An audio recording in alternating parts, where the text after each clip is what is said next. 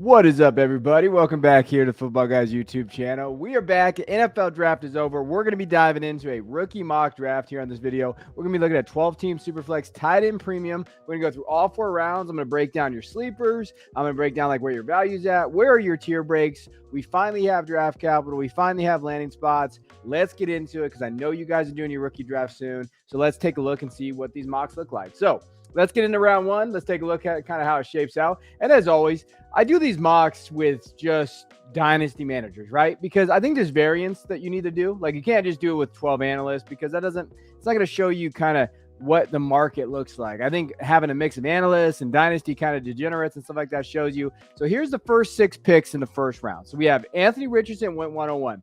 I think, and I love that it happened and this was not planned. I think that's great because I think it's going to happen more than people think. I think Anthony Richardson is going to vault himself into the 101 category in Superflex for teams that need that quarterback because they believe in his upside. And I think that you have to prepare yourself for that. And I think if you're sitting at 102 and the quarterback and the team ahead of you needs a quarterback, you could be looking at Bijan at 102. I think that could happen. Now, Anthony Richardson, top 5 draft capital. You have Atlanta there, top 10 draft for Bijan there. Stroud went at the 103.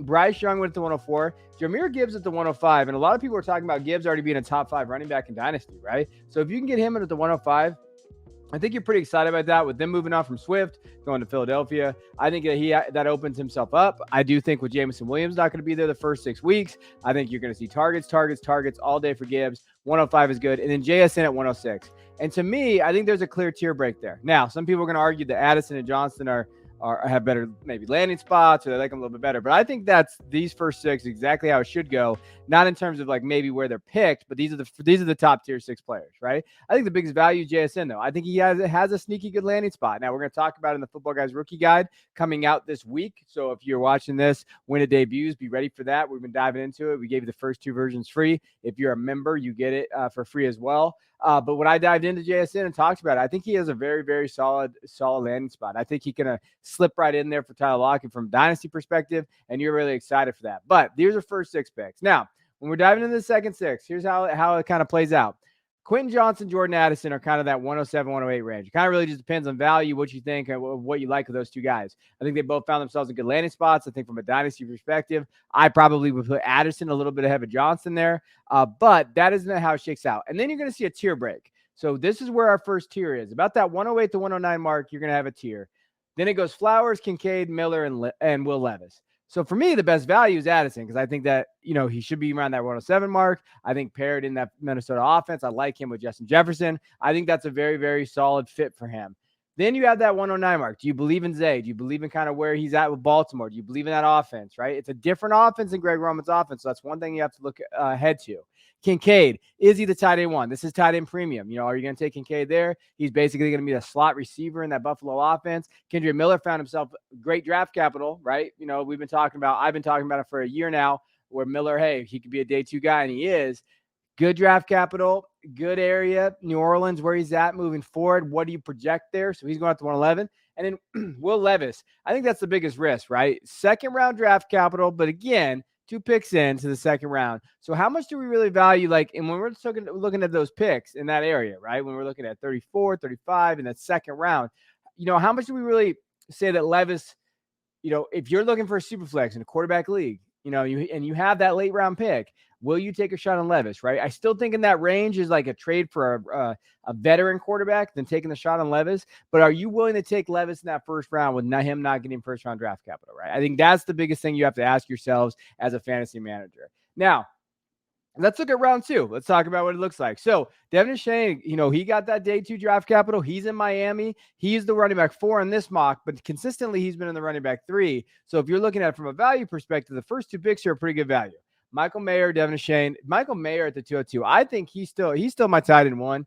In terms of, just talent, where he is. He actually had a pretty good landing spot. He could be that target volume that we want, right? That second kind of target getter on that roster. I think it could be Michael Mayer in Las Vegas. We've seen them utilize that tight end position. We saw it last year a little bit, but we've seen it with McDaniels in New England. I think that is a value. If you can get him in a premium league in the second round, I think you're pretty happy with that. Mingo is probably the biggest risk. Jonathan Mingo shot at boards. Now, I've talked about him being a value months ago, but now he's not, right? Now you're looking at him, hey, he's at Carolina. What does that look like? Second round draft capital at 203. That's probably the biggest risk in the second round. Tank Bigsby at the 204. Hey, pretty good. Hey, got draft capital. We like that. Zach Charbonnet's jumped down. He was going consistently at the 108 to 112 mark. Now he's at the 205 because he's with Seattle. He's out there with Kenneth Walker. Tajay Spears got good capital, but he's in Tennessee. How do we feel about that offense? How do we look at with Derrick Henry, right? So he's at the 206. Now, moving on to the 207, we see Josh Downs. Jaden Reed at the 208 got going to Green Bay. Luke Musgrave, Green Bay, 209. Marvin Mims, 210. Hendon Hooker, 211. And Jalen Hyatt, 212. Looking at just the fits in this, I think the best value on the board is probably Jalen Hyatt because I think he fits that offense really well. I've never been a big Hyatt guy, but he got the draft capital. He didn't get the first round like people were buzzing about, but he did get that day 2 capital. He fits on a Giants team that has no one else like him. They don't have anybody like Jalen Hyatt. And I think in that offense, I think that I like that offense for him. I think that fits for him. I think that he can kind of go earn those targets. So Hyatt could be a value in that late second range. Hendon Hooker is the one that I think that we have to talk about. Like, I think he's a risk, right? He's old prospect, 25, going to the Lions. Maybe people are going to like him there. Jared Goff kind of plays off a little bit.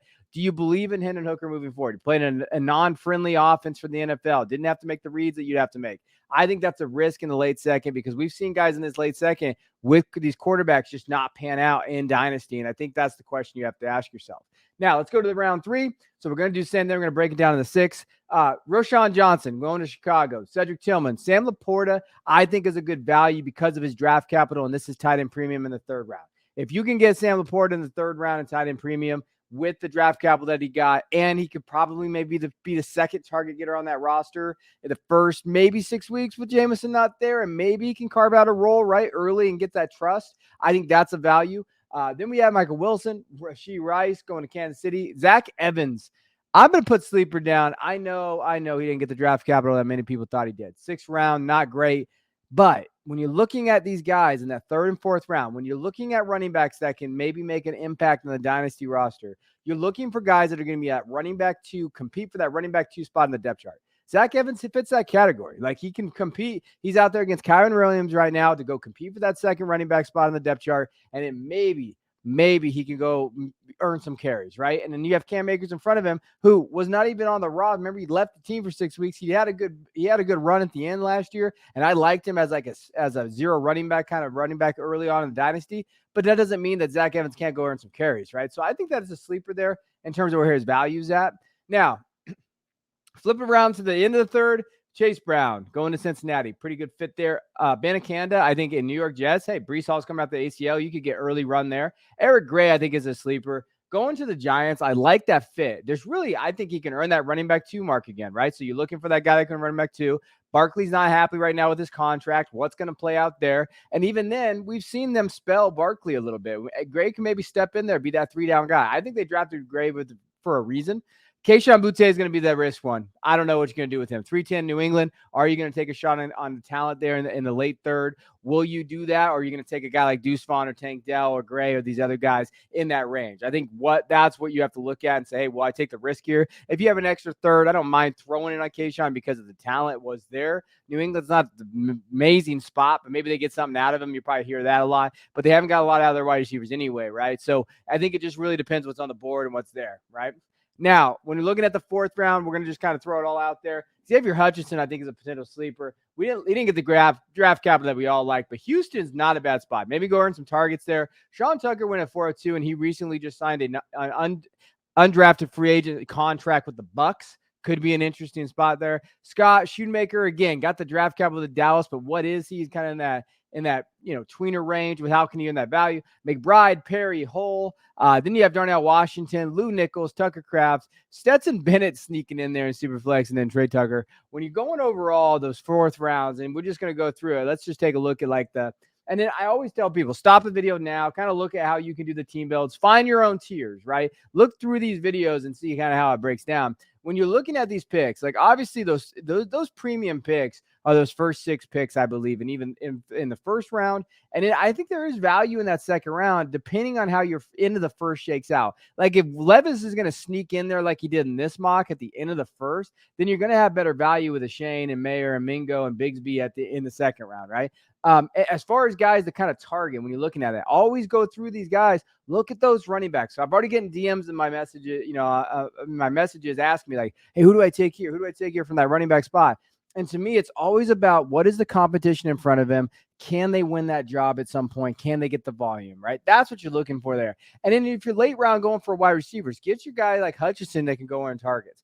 A.T. Perry going to New Orleans, maybe can go on targets in that offense, right?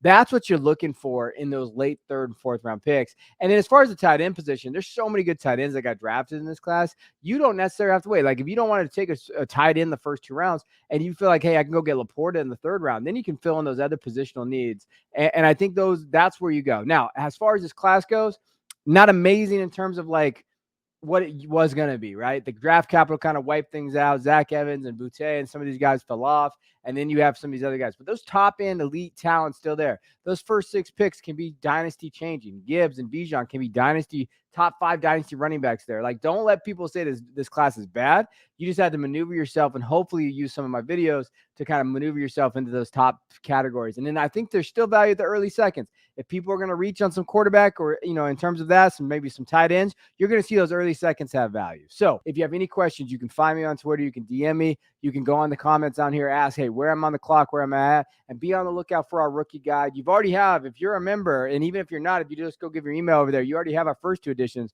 Go check that out. And then our 3rd edition is coming out this week, so we can help you kind of win your leagues. That's what we're here for. So appreciate you guys. We'll check you guys next time.